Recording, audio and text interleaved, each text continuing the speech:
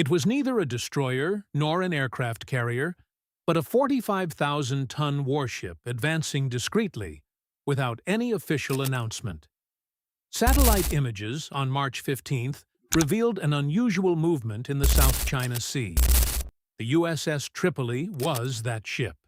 Alone, at high speed and heading southwest, its course clearly indicated its destination, the Persian Gulf. And the reason was straightforward: a crisis that not even the United States Naval Force could resolve. But before we begin, don't forget to like and subscribe to our channel. The Strait of Hormuz was virtually paralyzed. The flow of oil tankers dropped sharply. Attacks against vessels increased. Insurance companies withdrew, and oil prices skyrocketed. Even after thousands of offensives and the destruction of much of Iran's naval capacity, the blockade remains. This is because the problem is no longer the Iranian Navy, but rather the constant threat of missiles. To disrupt the entire route, a single attack is enough. This is where the Tripoli comes into play. Unlike other ships, it was designed to operate with a large air capacity, functioning almost like a light aircraft carrier, focused on power projection and rapid response in high-tension scenarios. When the Navy announced this design decision, it generated intense criticism. An amphibious ship without a floodable dock seems like a ship incapable of fulfilling its primary function. But the change was intentional. The space that would have housed the dock was converted into an expanded hangar with greater aviation fuel storage capacity.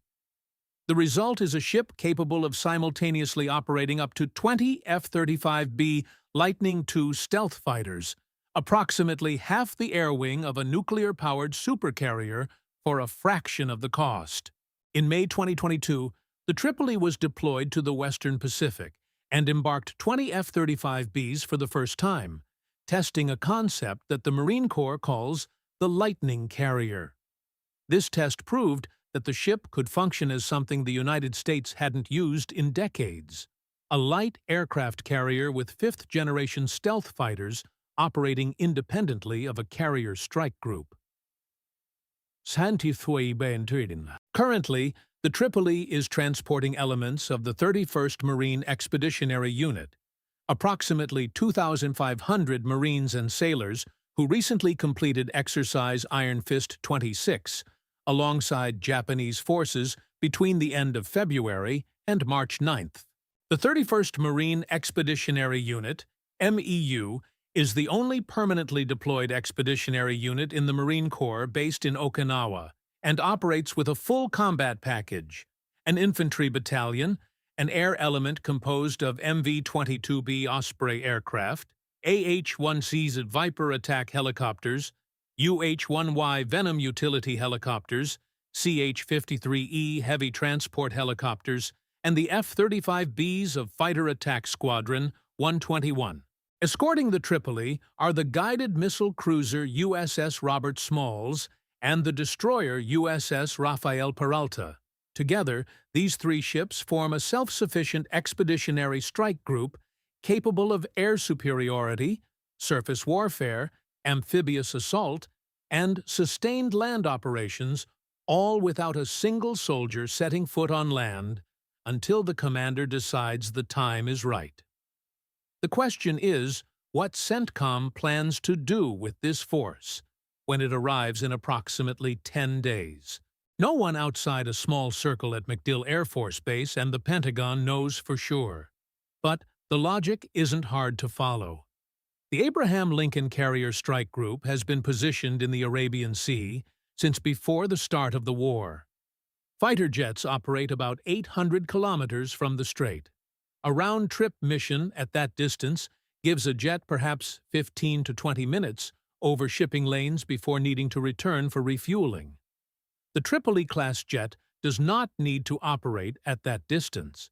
It is smaller, better suited to survival in confined waters than a supercarrier, and was designed to operate closer to the threat.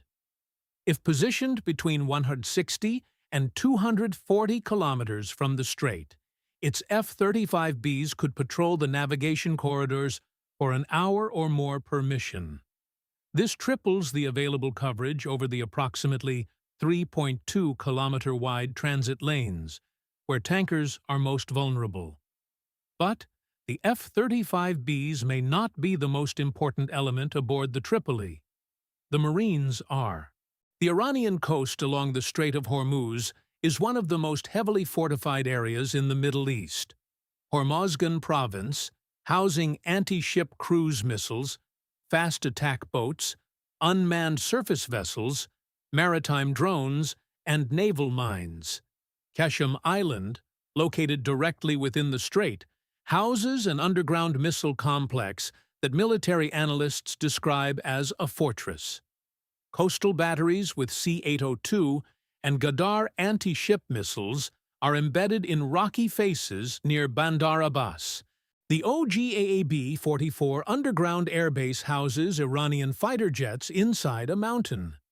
Iranian state media released images showing tunnels filled with weapons on automated rail systems ready for rapid deployment.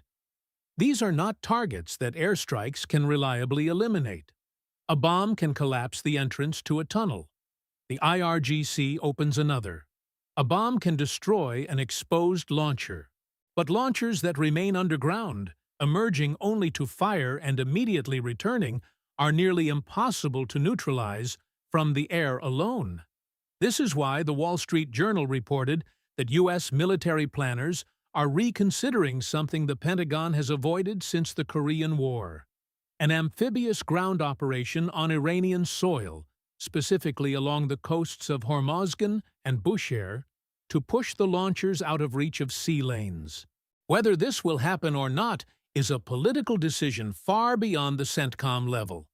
But the means to do so are already in motion. A Marine Expeditionary Unit can insert forces by helicopter and Osprey into terrain never before prepared for ground defense, completely bypassing minefields and coastal obstacles. Vertical engagement, landing troops by air behind enemy positions, is exactly what the 31st MEU trains for. The islands within the strait, including Abu Musa and the Greater and Lesser Tums, are Iranian-controlled positions that have long been part of war plans as potential targets to neutralize anti-ship threats. Taking them would remove launch platforms positioned directly over shipping lanes.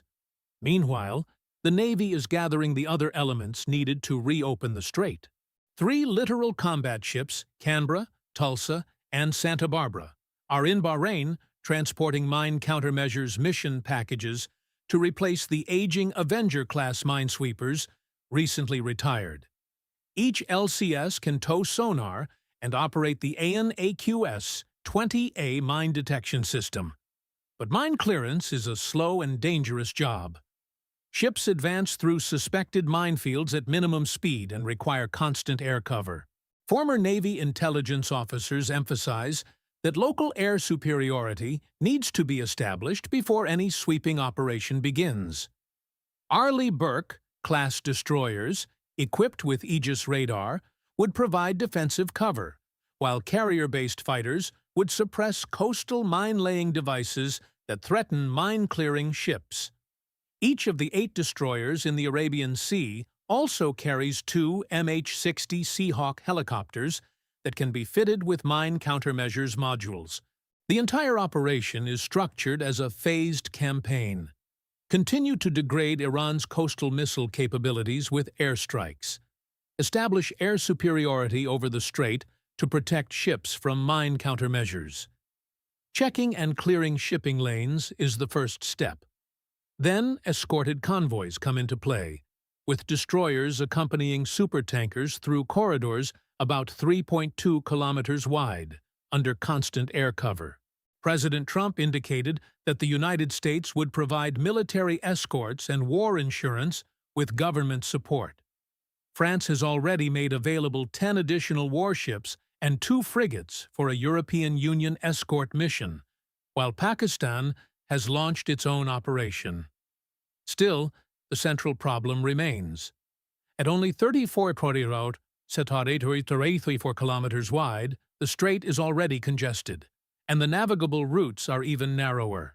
Meanwhile, Iranian mobile launchers, hidden in tunnels in the mountains, can fire, retreat, and attack again. Each tanker hit causes the insurance cost to return to its initial level. That's why the Tripoli becomes more relevant than its size suggests. Aircraft carriers can attack Iran. Destroyers can intercept missiles, but none of them can penetrate a tunnel complex and eliminate it, nor land on a cliff to silence a launcher hidden above the waterline. The vessel that many critics have already labeled a mistake, a landing ship that supposedly can't land, may be just the piece that breaks the deadlock. Not because of what it lacks, but because of what it carries on board. 2,500 Marines who don't need a beach to spring into action. And 20 stealth fighters that don't depend on a supercarrier to take off. If you enjoyed our content, be sure to leave a like, a comment, and subscribe to our channel. Until next time.